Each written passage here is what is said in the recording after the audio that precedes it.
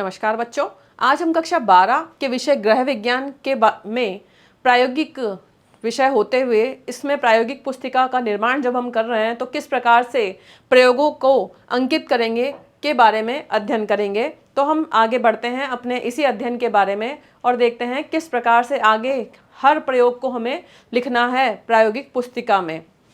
आगे बढ़ें।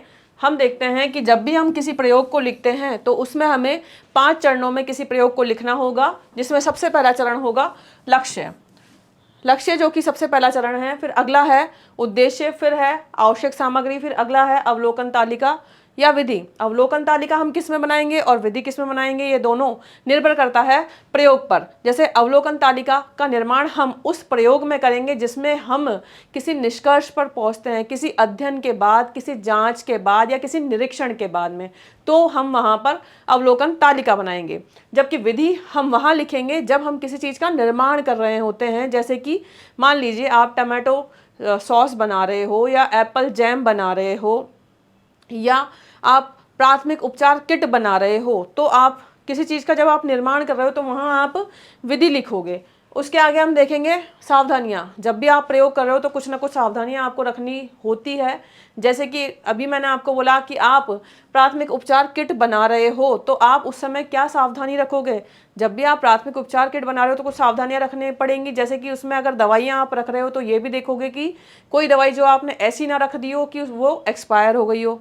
तो इस तरह से प्रत्येक प्रयोग में हमें ये 5 चरणों को लिखना होगा। आगे बढ़े हम एक प्रयोग को लेकर, जिसमें एक प्रयोग है उसके लिए हमने सबसे पहले लिखा है लक्ष्य, जिसकी हमने बात की थी। प्रथम चरण यही रहेगा पहले प्रयोग में।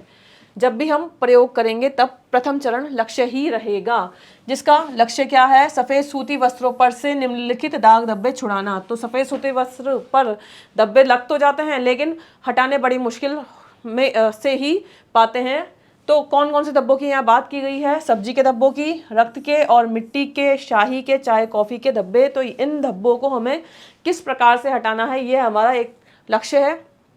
और इसका उद्देश्य, इस प्रयोग का उद्देश्य है कि इस प्रयोग को करने के पश्चात आप दाग को पहचान सकेंगे कि दाग किसका है।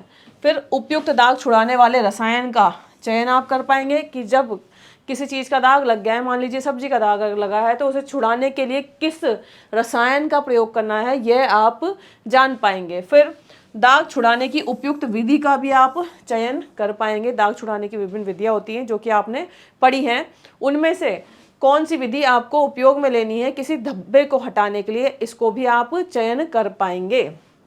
आगे हम बढ़ते हैं। जैसे हमने पढ़ लिया है लक्ष्य के बारे में, उद्देश्य के बारे में, आगे हम आगे बढ़े तो वहाँ हम देखेंगे आवश्यक सामग्री कि आवश्यक सामग्री कौन कौन सी होंगी। सफ़ेद सूती कपड़ा आप लेंगे एक, तो फिर पानी लेंगे, धब्बा छुड़ा रहे हैं तो ग्लीसरीन, साबुन, नमक, टेल्कम पाउडर, छाछ, खट्टा मट्ठा या नींबू का रस या और कैंची। ये 9 सामान आपको लेकर बैठना होगा जब आप इस प्रयोग को कर रहे हैं। तो आगे फिर आपको विधि लिखनी है।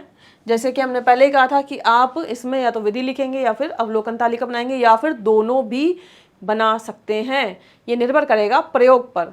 तो यहाँ हम पहले विधि लिख रहे हैं। तो आपने जो सूती कपड़े को लिया है 3 बाय 3 सेंटीमीटर के माप के 10 चौकोर टुकड़े आपने काट लिए हैं, क्योंकि 5 धब्बों की बात हुई थी इसलिए 10 टुकड़े काटे हैं आपने। फिर 2-2 टुकड़ों पर एक एक चीज़ के धब्बे लगाए हैं, 5 ही धब्बे थे, अर्थात 2 पर सब्जी के, 2 पर रक्त के, 2 पर मिट्टी के और इसी प्रकार से 2-2 पर शाही और कॉफ़ी चाय के भी आपने धब्बे लगा लिए हैं। आगे चलें तो प्रत्येक धब्बे का एक एक नमूना टुकड़ा तालिका 1 के कॉलम 2 में चिपका लेंगे। अब हमें तालिका भी बनानी है, जैसे पहले ही बता चुके हैं आपको कि या तो आप अवलोकन तालिका बनाओगे या फिर आप विधि लिखोगे या फिर दोनों ही करोगे। तो यहाँ आप विधि भी लिख रहे हो और अवलोकन तालिका भी बना रहे हो। दूसरे नमूनों के टुकड़ों पर से अपने पाठ में दी गई विधि से धब्बे छुड़ाएंगे और कॉलम 4 में चिपका देंगे और कॉलम 3 में जिसे विधि से आपने धब्बा छुड़ाया है उसे लिखेंगे।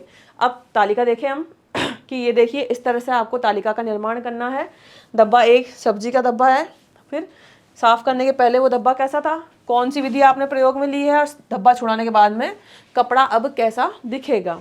इसी तरह से आपने रक्त का धब्बा लगाया है, साफ करने के पहले कपड़ा कैसा था, कौन सी विधि आपने प्रयोग में ली है और धब्बा छुड़ाने के बाद में वह कैसा दिख रहा है। इस तरीके से आपने तालिका बना ली है। प्रत्येक धब्बे के लिए। अब फिर मिट्टी का धब्बा, शाही का धब्बा प्रत्येक के लिए, फिर चाय कॉफ़ी का धब्बा।